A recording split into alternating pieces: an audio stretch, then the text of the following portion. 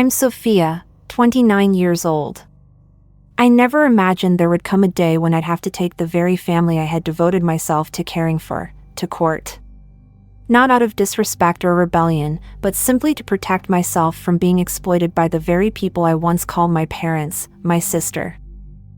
On the table, stacks of bills and payment receipts from the past 6 years lay scattered. I let out a laugh, but it sounded foolish, almost hollow. Could it be that all my efforts had never earned even a shred of love, but only cold, calculated schemes that were frightening in their precision? I can still remember the faint words flashing across the screen that day: loan and signature.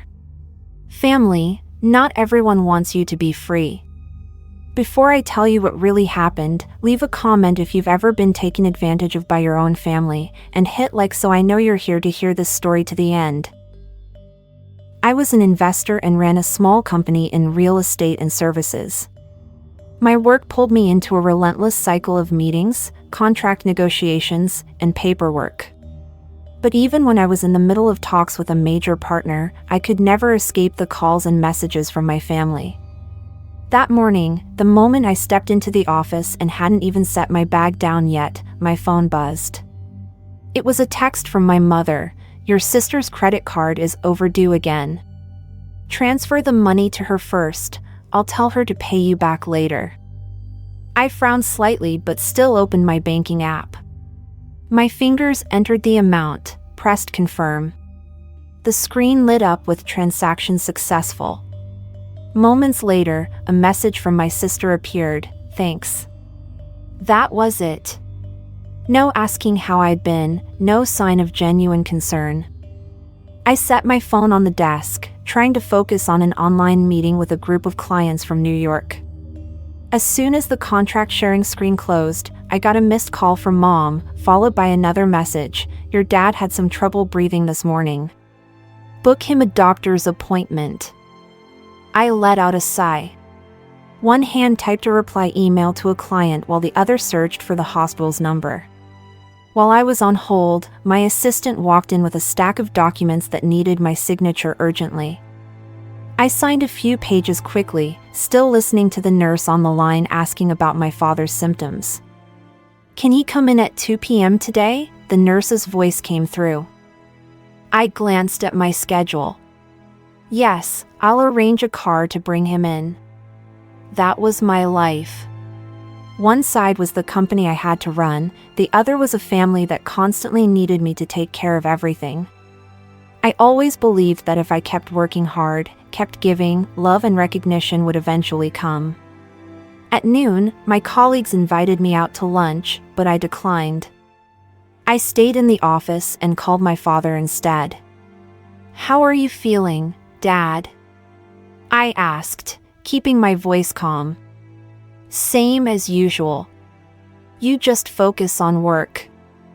I booked the appointment, so please remember to go this afternoon." He only mumbled a vague response before hanging up quickly.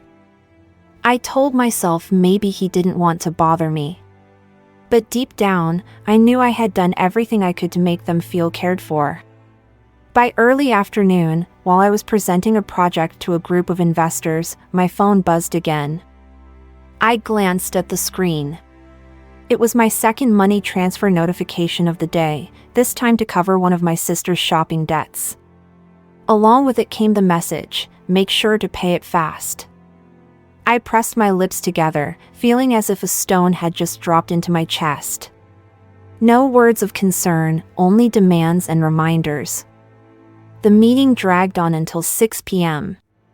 I shut my laptop, ready to go home, cook myself a simple dinner, and spend some time alone.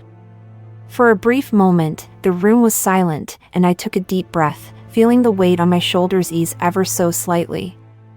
Then came that familiar ping. My phone lit up with a group chat message from my family. My finger tapped the screen. The first line made my heart race. I read it again, making sure I hadn't misread it. Each word clung to my eyes, wiping away any thought of rest. In that moment, I knew my evening would be anything but peaceful. Hey sis, lately I've been feeling like living with mom and dad is just too cramped, with no privacy at all. I think I need my own apartment, Anne.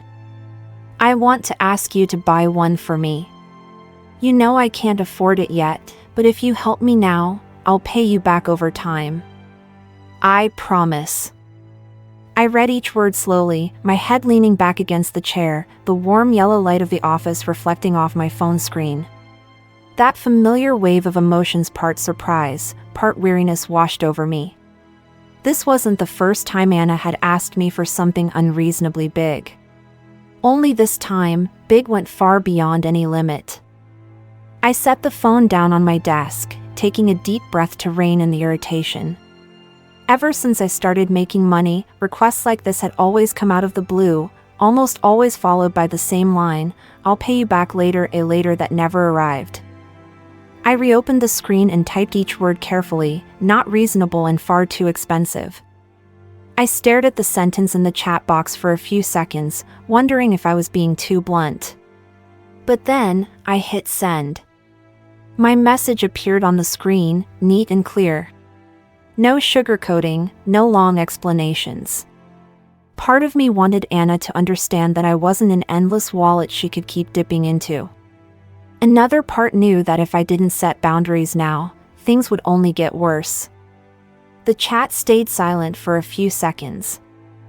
I could almost feel the weight of that pause, as if everyone in the group was reading my message at the same time and preparing their responses. And then it came. The first line popped up. "Do you think money falls from the sky? Anna."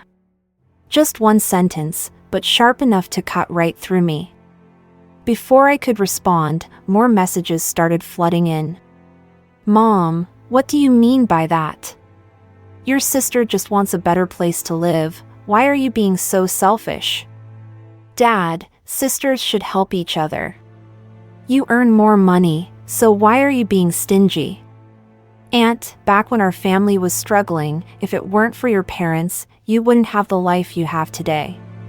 Each message felt like a steady pounding against my temples. I pushed my chair back and set the phone down on the desk, but the notification sounds kept chiming.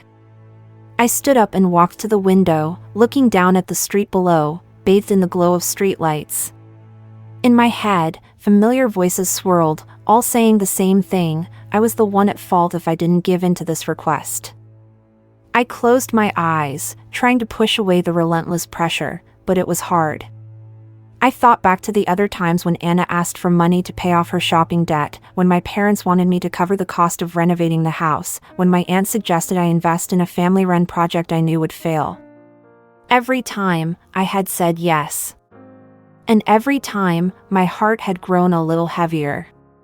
Now, for the first time, I had said no, and the reaction was an all-out attack. The phone screen was still lit, flooded with messages. I went back to the desk and picked it up. My finger scrolled through line after line, but I didn't type or reply. I knew that whatever I said would be taken as defiance. I set the phone face down and slumped into my chair. My heart was beating faster, from both anger and sadness. I couldn't understand when family love had started being measured in how much money I gave. Outside, car horns blended with the sound of rain. I glanced at the darkened laptop screen, wondering if this was the beginning of a battle I had never imagined, one that wasn't loud, but would be relentless and exhausting. The notifications didn't stop. And I knew that when I opened the chat again, I'd see not only more messages from Anna, my parents, and my aunt, but also words designed to push me into choosing sides. I took a deep breath, grabbed a sticky note from the corner of my desk, and wrote a short reminder: stay calm. Don't reply yet. I stuck it right next to my laptop screen. I needed to remember that, because this wouldn't be the last time. But even with my mind braced for it, I couldn't have predicted that what they said next would push everything beyond my control. I sat still, the phone glowing on the table like a silent witness to the family trial unfolding before me. The group chat was no longer a place to exchange updates or check in on each other. It had turned into an online courtroom where I was the sole defendant, and every piece of evidence against me was presented without question. My father texted first, "You make that much money and still begrudge your sister an apartment?" In this family, we might stop speaking to each other, but we never stop spending for each other. Those words cut straight into my pride like a blade. Not because I hadn't heard them before, but because the way he said it proved he truly believed that the bond between us only had value when it came with a price tag. My mother followed, each word heavy. "You've changed, Sophia. You used to always think of the family, and now you only think of yourself." I stared at the line on the screen, a chill creeping from my chest down to my stomach. Anna, of course, didn't miss her chance. "You're always talking about loving the family, yet now you won't even give me one apartment. Do you think I don't deserve it?" I almost typed a reply, but my fingers froze above the keyboard. Every sentence I wrote now would only be twisted into new evidence against me. And then my aunt, as if she had been waiting for this exact moment, jumped in with a mocking like of her own. "Sophia, life is short. You can't take money with you when you go. Don't wait until your parents are gone to regret it." That message wasn't just a taunt, it was a push, sending me sliding deeper into guilt. The ping, ping, ping of incoming messages was relentless like the pounding of a gavel. I felt backed into a corner, each word another brick pressing down on my chest. I reached for the stack of receipts next to my laptop. 6 years' worth of transfers to my family were there, neat, clear, undeniable. My hand clenched the paper until it crumpled, as if I could draw some strength from evidence no one in that chat wanted to see. Each new message reminded me of one thing: this was no longer a minor disagreement about money. This was a deeply rooted belief that it was my responsibility to pay, unconditionally, endlessly. And any refusal would be seen as betrayal. I set the phone down and took a deep breath. Outside, the sound of rain mixed with the pounding of my heartbeat in my ears. For 6 years, I had never thought about stopping. But right now, for the first time, that thought quietly slipped in. Maybe it was time to choose between continuing to buy family affection or keeping what was left of myself. I leaned back in my chair, closed my eyes, and the memories began to rush back like a film playing in reverse. For 6 years, I had given away so much, not just money, but pieces of my time, fragments of the peace inside me. The first scene appeared, a bright white hospital room, the scent of antiseptic still lingering in the air. My father lay there, his face pale, his frail hand holding mine. The cashier handed over a folder of hospital bills, the numbers on the page making my heart sink. I smiled to reassure him, then pulled out my credit card and gave it to the nurse.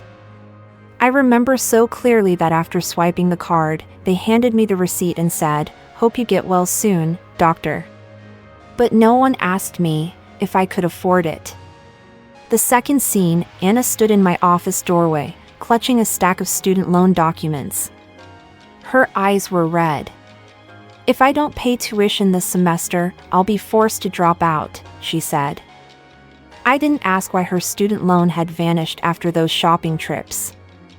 I just opened my desk drawer, took out my checkbook, and signed my name. The pen slid across the paper, the blue ink pressing in like an engraving. And that time, just like every other time, no one asked me if I could afford it. One summer, the whole family decided to go on a beach vacation. I was busy with work and hadn't planned to join. But my mother called, her voice brimming with excitement. "You don't need to come, but could you cover the costs so everyone can have a good time?" So I paid for everything: hotel, plane tickets, meals. I still have the photo of them smiling brightly on the beach, while I sat in my office, eating a hastily bought sandwich. There were smaller expenses too: electricity, water, fixing the roof during the rainy season, replacing the old fridge. They'd send quick messages like, "Send this to Mom so it won't get cut off." I'd respond almost automatically, open my banking app, transfer the money. No questions about why, No need to know if it was truly necessary or just a habit of leaning on me. The scenes played out like a montage, me forcing a smile as I handed my card to a cashier, me signing a check in a cafe, me making a transfer on my phone while sitting at the airport, me shoving receipts into my desk drawer, never to look at them again. At first, I told myself I was doing it out of love, to make life easier for my family. But slowly, I realized in their eyes, it wasn't generosity. It was an obligation. One winter night, I remember clearly, the cold biting through my skin, my hand trembling as I signed the biggest check of my life to pay off a debt my father had co-signed for a relative. The image of my hand, index finger holding the edge of the paper, pen poised over the signature line, the dark ink sinking into the page like a seal. I didn't know then that this very moment would echo back in a painful twist later on. There was love, yes, but there was exhaustion too. I had thought I was strong, but every time I wrote a large number on a piece of paper, I felt a piece of my peace slip away. Those 6 years, I didn't just pay with money. I paid with the loss of my own needs, from the trips I dreamed of taking, to the things I wanted to buy but pushed aside. I opened my eyes and looked at my desk. An electricity bill sat in the corner of my own, 2 days overdue. I picked it up, smirking faintly. For the first time in years, I didn't immediately pay it. I tore the paper in half, the pieces falling like the remnants of an old habit. Outside, the rain kept falling. In my mind, a quiet thought began to take shape. Maybe it was time to reassess everything. And maybe it would start with a single, simple word: no. That morning, I sat at my desk, sunlight streaming through the window, making the papers and laptop screen glow. For years, the numbers in my bank account had never truly been mine. They were like a river, flowing straight from my wallet into bills, loans, and endless help requests. But today, I decided to build a dam. I opened my banking app, moved the cursor to transfer entire balance. The blinking pointer waited for my confirmation. I took a deep breath, as if about to undergo surgery without anesthesia, then entered a new account number, one registered solely in my name, untouchable by anyone else. When the screen flashed "transaction successful," it felt like I'd just laid the first brick in rebuilding the wall around myself. Next, I pulled out a stack of secondary cards, shiny plastic with my name on them, but used by other people. Each card was a quiet shackle, draining my money month after month. I picked up a pair of scissors, and with every crisp snap as the plastic broke in two, it sounded in my ears like chains hitting the floor. I opened my list of automatic payments: my parents' electric bill, Anna's water bill, my aunt's internet plan. One by one, I hit cancel. Each click sent a strange feeling through me, part tremor, part relief. I didn't know how they'd react, but I knew one thing: for the first time in years, I was keeping my own money. That afternoon, my phone buzzed nonstop. The first message from Anna: "Sis, my card got declined when I was buying something." What's going on? Then from Mom: "The electric bill payment failed, can you send it again?" I stared at the screen, my chest tightening, and yet I smiled. I set the phone down without replying right away. That evening, a friend of mine who works at the bank called, her voice laced with curiosity. "Sophia, there have been a lot of declined transactions from linked accounts today. Was it a system glitch?" I kept my answer short: "No, it was intentional." The next day, a stack of white envelopes was delivered to my house. I opened them, all returned bills: electricity, water, credit cards. I stacked them neatly on my desk. For the first time, they weren't a burden. They looked like trophies, proof that I had dared to say no. That night, I brewed a cup of tea and sat staring at the pile of papers. In my head, one sentence rang out, clear and resolute: from now on, I only pay for myself. It felt like a promise, not just to my wallet, but to my own heart. I thought everything had settled down, and at worst, my parents would keep scolding and berating me as before. But this time, I had prepared myself to stop caring, to stop paying attention. I thought I knew exactly how they'd react, until I realized their change in tone caught me off guard and stirred my suspicion. As I sipped my tea, my phone buzzed. It was Mom. The message lit up my screen. "Sophia, I've been missing you lately. I was thinking, how about we all get together for dinner this weekend?" Her tone was unusually sweet. I stared at the words, sensing a thin veil of mist over them, warning that a storm was hiding just behind. And I knew this was only the opening act. In the days that followed, the messages in the family group chat dwindled. No more complaints or grumbling about money. Instead, there were short, polite exchanges, a few pictures of meals my mother had cooked, and smiling emoji faces. If it had been before, I would have believed this was a sign they were learning to respect my boundaries. But this time, the quiet felt more like a still sky before a storm. I didn't know that, in another kitchen, on another evening, 4 people were sitting around a table: my mother, my father, Anna, and Aunt Like. They leaned in, whispering, the soft clink of a spoon against the side of a cup marking time like a clock. Anna pulled a stack of papers from her bag and spread them out in the center. "If Sophia signs this," she said, "everything will be done quickly."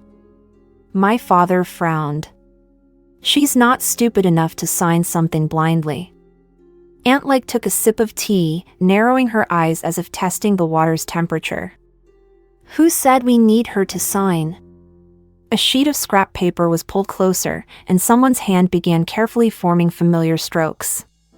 At first, the lines were shaky, but after a few tries, the name Sophia Miller appeared smooth and fluid, as if practiced many times. The pen pressed harder on the S and stretched out the H exactly the way I always did.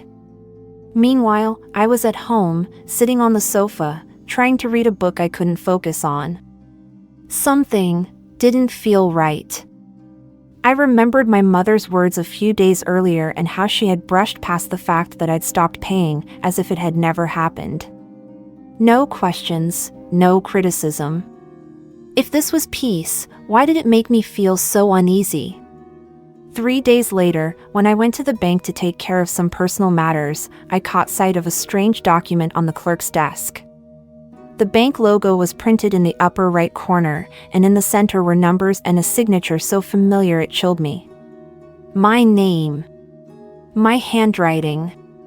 But I had never signed any contract for that large of a sum. I stepped closer, but the clerk quickly flipped the paper over, offering a polite smile. "Sorry, ma'am, this is internal paperwork." That evening, when I opened my mailbox, I found a bank envelope mixed in with the usual flyers. Inside was a copy of a loan document, stamped with a glaring red seal. I held it, my heart pounding hard. At a glance, the signature looked exactly like mine, but at the end, the pen strokes were a little stiff, like an actor imitating a role they hadn't fully embodied. I wanted to call my mother right away to ask, but I held back. If I asked now, they would know I had found out. I needed to understand exactly what was happening before confronting them. The next morning, as I was making breakfast, my phone buzzed. It was a private message from Mia, Aunt Like's daughter. She had never been involved in the adults' arguments. I opened it. "Sophia, I think you should know this. The other day, I saw my mom and Aunt Anna practicing your signature. I don't want to get in trouble, but they said it was to help you." I stared at the words on the screen, feeling all the pieces start to click into place. And I realized that the quiet of the past few weeks was just the perfect cover for a scheme. I set my phone down and took a deep breath. In my mind, one question became crystal clear. Did they want my money? Or did they want to turn me into a debtor to my own family? And I also knew this was no longer just a story about stopping the payments. This was the moment I had to protect my name itself. The text came on a damp, chilly morning while I was still sitting by the window, taking the first sip of coffee. On the screen were only 4 words: you have to see this." The sender was Mia, Aunt Lake's daughter, the cousin I had always thought stayed on the sidelines of everything. I typed back briefly, "Where?" The reply came quickly, "Cornerstone Cafe, 20 minutes." Cornerstone Cafe sat on a street corner where the scent of waffles mingled with the aroma of roasted coffee, and the rain tapped steadily on the thin tin roof. I pushed the door open and saw Mia huddled at a table by the window. 19 years old, hair hastily tied back, her eyes kept darting outside as if afraid someone might be watching. As soon as I sat down, Mia said nothing, just pulled a brown envelope from her bag and slid it toward me. Her fingers trembled slightly, as if she were passing the entire weight of the secret into my hands. I opened it. Inside was a copy of a bank loan agreement, identical to the one I had glimpsed the other day. My name. My signature. But below it were dates and numbers I had never seen on any document in my life. I looked up. "Mia, where did you get this?" She bit her lip, her voice barely above a whisper as if afraid someone might overhear. "The other day, I came home early. I saw Mom and Aunt Anna sitting in the kitchen, talking about this. I stood there listening for a bit. They said they were going to sign for you, to get the loan done. Then, they practiced your signature." I gripped the paper tightly, the chill from my fingers creeping up to my shoulders. "Why are you giving this to me?" Mia met my eyes, hers glistening but steady. "Because I don't want to be the bad guy, just because of my cousin." Outside, the rain began to fall harder, its pounding against the glass like my quickening heartbeat. I leaned back in my chair, taking a long, deep breath. In my mind, every image, from my mother's unusually sweet words, the silence in the family group chat, to the bank clerk's evasive glance, came together into a single, unmistakable picture. There was no doubt now. This wasn't just a family power play. This was a direct blow to my honor and my safety. I folded the envelope shut and slipped it into my bag. Mia's eyes followed me, as if to make sure I wouldn't let this go. I placed my hand on her shoulder, giving it a gentle squeeze. "Thank you. I won't let anyone hurt you over this." When I stepped out of the cafe, the cold wind hit my face, but inside, I wasn't trembling anymore. In its place was something solid, weighty, and unmistakable: resolve. I stood under the awning, pulled out my phone. My fingers scrolled through the contacts until it stopped on a name I hadn't called in a long time: Attorney Mark Evans. I pressed call. "Mark? It's Sophia. I need to see you, today." Mark Evans still carried himself like a man who knew exactly what he was doing. It took him barely 10 minutes to go through the forged contract Mia had given me, and his eyes sharpened instantly, like a freshly honed blade. "Sophia, if you still have the messages or anything else related, hand them all to me. We need to build a solid case from the start." That evening, I sat at the dining table, pulling everything out of my bag: the contract envelope, Mia's messages, screenshots of the family group chat, and even the recording I had accidentally made while talking to the bank clerk the other day. Each piece of evidence I laid neatly into a folder, as if stacking bricks to build the wall that would protect me. The next day, Mark took me to the bank. We sat in a private room where the soft yellow light reflected off the wooden table. I made my request to have the signature checked. The bank clerk stiffened slightly, but when Mark presented the documents and his attorney's card, they quickly brought out both the original contract and my real signature sample from their records. I looked down at the two papers placed side by side. One was my real signature, familiar as breathing, the S always tilting slightly to the right, the H with its soft loop. The other was the fake, so similar an outsider might not notice, but to me, it was stiff, like a forced smile. I placed my finger on the forged signature, smirking slightly. "My signature isn't for sale." Mark nodded, signaling to the bank clerk. We request notarized copies of both documents, along with the security footage from the transaction desk on the day the contract was signed. The clerk hesitated for a moment, but when Mark mentioned legal request and court order, they lowered their head and complied. 2 days later, Mark and I were in his office, surrounded by stacks of files and freshly extracted data.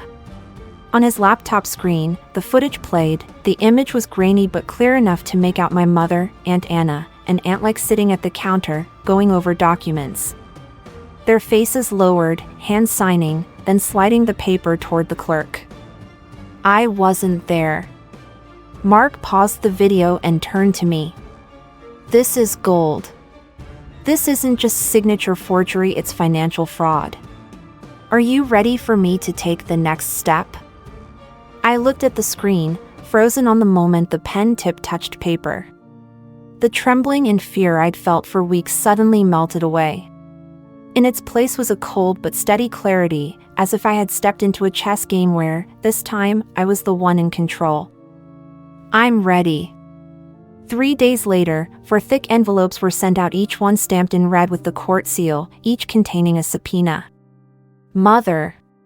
Father. Anna. Aunt one for each. When I walked out of the law office that day, the rain had stopped. Soft sunlight streamed through the still dripping branches, casting reflections on the wet street. I zipped up my coat and walked slowly. In my bag, the copies of the forged and real contracts lay side by side, not just as evidence, but as a reminder that I had reclaimed the most important thing: control over my own story.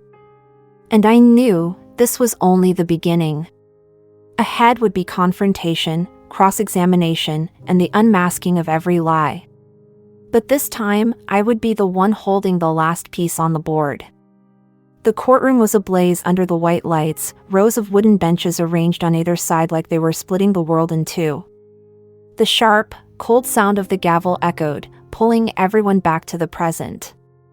I sat on the plaintiff's side, my hands resting on my knees, feeling my heartbeat fall in sync with the rustle of papers being turned. In front of me, on my lawyer's table, was a stack of old bills Mark had carefully brought in. The papers were yellowed and frayed at the edges, but every number, every line of text still felt fresh reminders of why I had to be here today. My family, my mother, father, Aunt Anna, and Aunt sat across the room. Each pair of eyes looked elsewhere, as if afraid to accidentally meet mine. Only my mother glanced over now and then, her gaze a mix of irritation and disappointment, not disappointment over what she had done, but because I had dared to stand up. Mark rose, his voice steady and clear. Your Honor, we have both the original and the forged copy of the bank loan agreement, along with security camera footage proving my client was not present at the time of signing. Furthermore, we present text messages and the testimony of a witness confirming that the plan to forge her signature was discussed and carried out by the 4 defendants. I glanced over to see Mia step up to the witness stand. She wore a simple white blouse, her hair neatly tied back, but her hands trembled slightly as she placed them on the Bible. Her voice was small but clear. They said they'd sign for Sophia. I heard it, and I knew it was wrong. I don't want to be the bad guy, just because she's my cousin. The defense attorney immediately stood, his tone sharp. Your Honor, this witness is only a 19-year-old girl, emotionally influenced, with no sufficient legal knowledge. She may have misunderstood a family matter. And moreover, her close family relationship makes her testimony biased. My mother suddenly stood up as well, her voice shaky but firm. I only signed to save her time. We're family, no one here wanted to hurt Sophia. Mark didn't respond right away. He waited for the room to fall silent before playing the video on the screen, grainy but clear enough to show every detail. My mother, Aunt Anna, and Aunt each stroke of the pen on the contract, each exchanged glance, and no me in sight. He spoke slowly, each word dropping heavy to the floor. Family is not a free pass, to take what isn't yours. The air thickened. Aunt Anna swallowed hard, my father avoided my eyes, and my mother's grip on her handbag tightened. The trial stretched on for nearly 3 hours. They tried to claim it was a misunderstanding, that it was for the common good, that Sophia would benefit from the loan, too. But the evidence in Mia's testimony left their arguments hanging in the void. When the judge delivered the verdict guilty of fraud and forgery, sentenced to probation, fines, and restitution, I felt a strange emptiness inside. Not quite joy, not exactly relief. Just a quiet stillness, as if I had finally closed a door I'd been standing in front of for far too long. I stood and walked out of the courtroom. The last echo of the gavel still rang in my mind, but outside, the midday sun spilled over the courthouse steps, warm and real. I took a deep breath, my fingers brushing the edge of the file in my bag, the evidence of an entire journey, and the marker of the moment I stepped out of the dark. The door behind me closed softly. Ahead, the long road stretched open, and this time, I was the one who would decide where it led. On the first morning in her new apartment, sunlight slipped through the white curtains, spilling into warm golden streaks across the wooden floor. The space still carried the faint scent of fresh paint, mingling with the aroma of coffee dripping slowly from the machine.